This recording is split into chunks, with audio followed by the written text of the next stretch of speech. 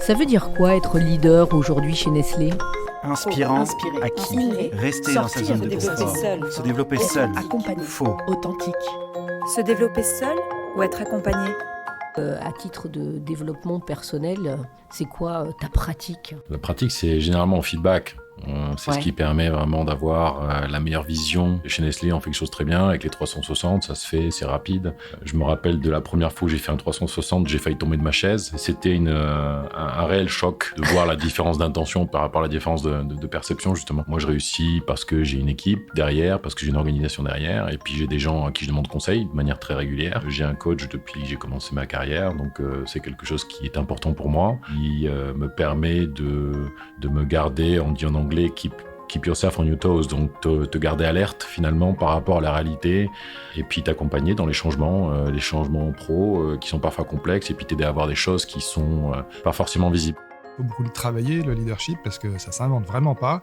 Donc moi j'ai beaucoup bossé, notamment grâce à des coachs qui m'ont aidé à beaucoup apprendre sur moi-même. Dans certaines circonstances, il faut vraiment pas mal s'auto-analyser, remonter jusqu'à l'enfance, même, puis aussi comprendre ce qu'on projette sur les autres et comment les autres nous perçoivent. Et pour moi, ça a été assez illuminant. Mon premier poste de DG, c'était en Italie. J'ai eu droit à coaching et c'était super important pour moi pour comprendre aussi, tu vois, dès le début, ce que je dégageais, l'impression que je pouvais donner, comment j'étais perçu. Un regard, un mot, enfin tout est important et c'est souvent la première impression fondamentale.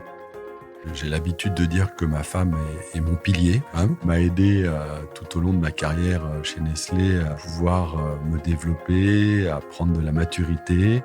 Moi, j'ai fait par exemple une formation formidable il y a quelques années, on va dire, qui s'appelait Mobilizing People, qui était justement sur ce thème du management. C'était sur le fait de faire qu'un collectif devienne tout d'un coup une force. Et j'encourage tous les managers, enfin tous ceux qui veulent le devenir ou progresser ou évoluer, à faire régulièrement en fait des formations de managers. Parce qu'en plus, c'est une forme d'entraînement, c'est comme un sportif.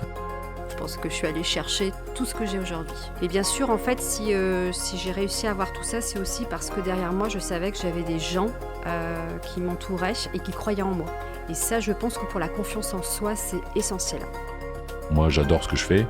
Je me lève le matin avec une très grosse envie d'aller travailler, d'être avec les équipes, de contribuer, d'ajouter de la valeur. Et j'ai la chance de faire un job et qui me motive énormément.